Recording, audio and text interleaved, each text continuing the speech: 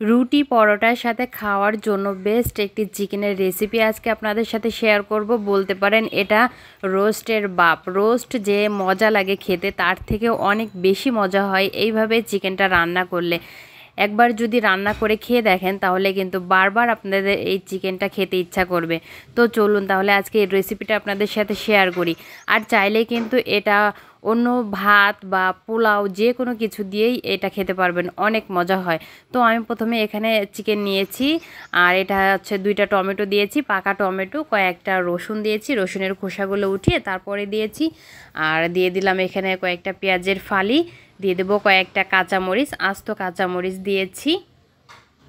এখানে হাফ কাপের মতো পানি দিয়ে দেব চিকেনটা একটু সেদ্ধ হওয়ার জন্য। হাফ কাপ পানি দিয়ে তারপর আমি এখানে 2 চা চামচের মতো গুঁড়া দুধ দিয়ে দিচ্ছি। গুঁড়া দুধ দিলে কিন্তু চিকেনের কালারটা অনেক সুন্দর আসবে আর খেতেও অনেক ভালো লাগবে।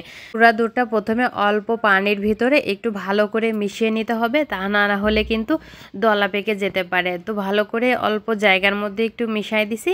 এখন পুরা চিকেনটাকে আমি এই দুধটা দিয়ে সুন্দর করে একটু মাখিয়ে নিব।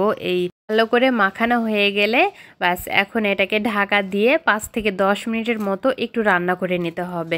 5 থেকে 10 মিনিটের মধ্যেই দেখবেন এই চিকেনের ভিতরে যে মশলাগুলো আপনি দিয়েছেন সেগুলো খুব ভালোভাবে সেদ্ধ হয়ে যাবে। তো আমি এখন এগুলোকে এক এক করে তুলে নেব।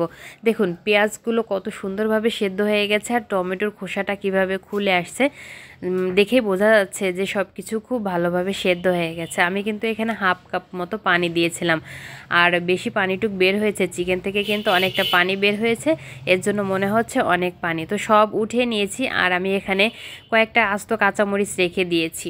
তো এখন এখানে মশলা দিয়ে দেবো স্বাদ মতো লবণ, 1 চা চামচ জিরা গুঁড়া, হাফ চা চামচ গরম মশলা গুঁড়া, তারপরে স্বাদ মতো একটু হলুদ দিয়ে দিলাম, তারপরে এখানে আদা বাটা, মরিচ বাটা সব কিছু একসাথে দিয়ে আমি এটাকে একটু নাড়াচাড়া করে দেবো। নাড়াচাড়া করে দিয়ে এখানে কিন্তু তেল দেওয়া হয়নি এখনও, তো এখন এখানে তেল দিয়ে দিতে হবে।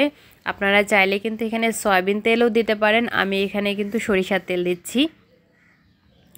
তো তেলটা দেওয়ার পরে মশলাটাকে সুন্দরভাবে একটু মিশিয়ে নিতে হবে, আর চুলার আঁচটা একটু লোতে রেখে এই মশলাগুলোকে ভালোভাবে কষিয়ে নিতে হবে। আমি কষিয়ে নিয়েছিলাম, তারপরে এখানে যে টমেটো, মরিচ, পেঁয়াজের যে একটা পেস্ট ছিল সেই পেস্টটা দিয়ে দিলাম। দিয়ে এখন এই মশলাটাকে আমি আবারও ভালো করে একটু কষিয়ে নেব। এই যে দেখুন চিকেনের কালারটা এখন কত সুন্দর এসেছে, একদম রোস্টের মতো লাগছে দেখতে। আর এটা কিন্তু রোস্টের থেকেও খেতে অনেক বেশি মজা। ভালো করে কষানো হয়ে গেলে আমি আবারও হাফ কাপের মতো পানি দিয়ে দিলাম। দিয়ে তারপরে একটু যখন বলক চলে আসছে তখন এখানে আমি একটু স্বাদের ব্যালেন্স করার জন্য চিনি দিয়েছি। আর উঠানোর আগে যখন দেখছি ঝোলটা একটু ঘন হয়ে আসছে তখন এখানে 1 চা চামচের মতো ঘি দিয়েছি। ঘি দিয়ে আরও 5 মিনিট আমি একটু জাল করে নিয়েছি। আর দেখুন গ্রেভিটা দেখতে কতটা ইয়ামি হয়েছে, আর খেতে মাশাআল্লাহ অনেক মজা হয়েছিল।